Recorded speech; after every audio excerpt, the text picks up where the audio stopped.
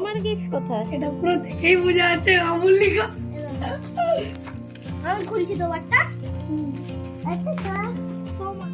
সবাই কেমন আছেন? বাঙালঘটি জমজমাটি ব্লগে আপনাদের স্বাগত।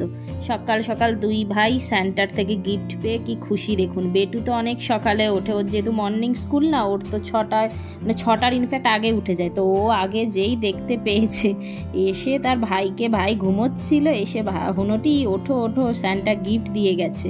ওই দেখুন না, পুচকের এখনও ঘুম ছাড়েনি, কিন্তু ওই গিফট দিয়ে গেছে শুনে সব উঠে গেছে। এই যে স্যান্টা ওদের ক্লে গিফট দিয়েছে। আসলে অনেক দিন থেকে দুজনে মিলে শুধু ক্লে চাইছিল, ওই জন্য স্যান্টা ওদের মনের কথা শুনে ক্লে দিয়েছে।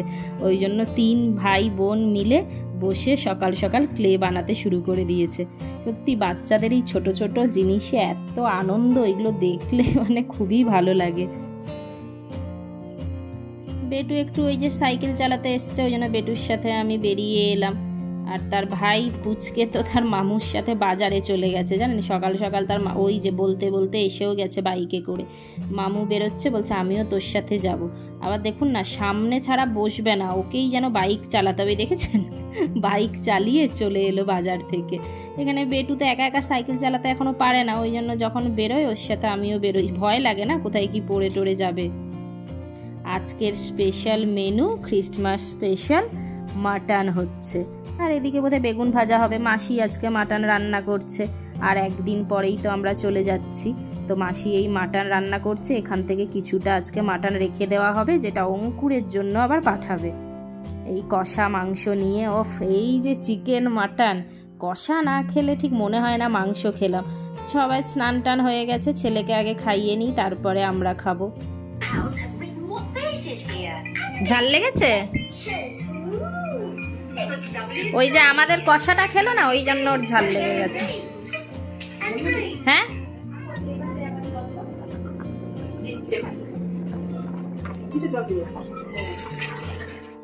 সবাই মিলে খেতে বসে গেছি। ভাইয়ের আজকে খেলা আছে, ওই জন্য ওর জন্য আরো একটু যদিও তাড়াতাড়ি আজকে খেতে বসা হয়েছে। ও খেয়ে দিয়ে বেরিয়ে যাবে। এবারে বাড়িতে এসে মোটামুটি মানে আমার যা যা ইচ্ছে ছিল মন ভরে খেয়েছি। মানে শুধু এই মাছ মাংস নয়, মানে ছোটোখাটো সমস্ত রকমের জিনিস, সবজি থেকে শুরু করে মানে যা যা আমার মনের ইচ্ছে সব কিছু খেয়েছি। মানে আর কোনো কিছু বাকি নেই যে এইবারে এসে মিস হয়ে গেল। মানে পিঠে পুলি যা যা হয় সব একদম মা বানিয়ে খাইয়েছে। তাই ভাবছি যে ওখানে গিয়ে আবার যখন নিজের হাতে রান্না করে খেতে হবে, মানে এখানে সেই মা রান্না করে দিচ্ছে, মা খাওয়ার বেড়ে দিচ্ছে, মানে এই খাওয়ারের যেন আলাদাই টেস্ট। ওখানে গিয়ে কয়েকদিন নিজে রেঁধে নিজে বেড়ে খেতে খারাপই লাগবে। রাত্রিবেলা খেয়ে নিতে হবে, কান্নাকাটি করতে করতে মায়ের চিকেন কেমন দারুণ হয়েছে।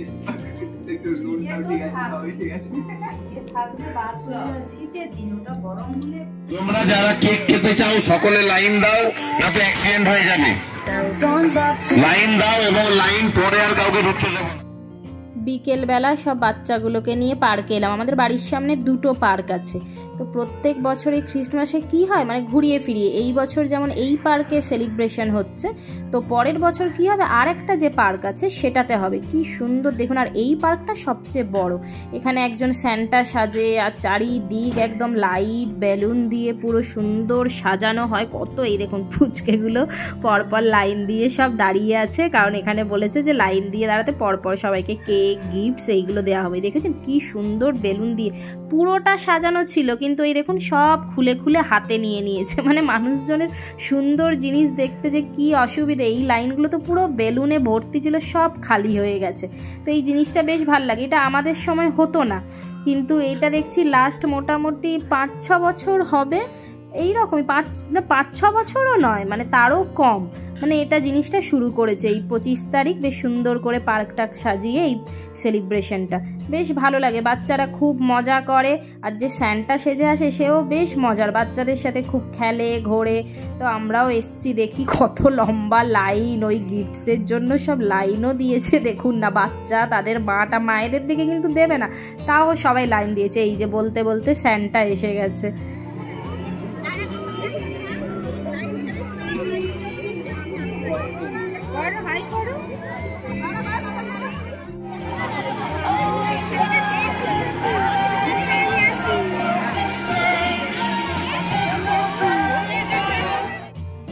সব গিফট টিফট নেওয়া হয়ে গেছে, এইবারে বাড়ি যাচ্ছি এখন।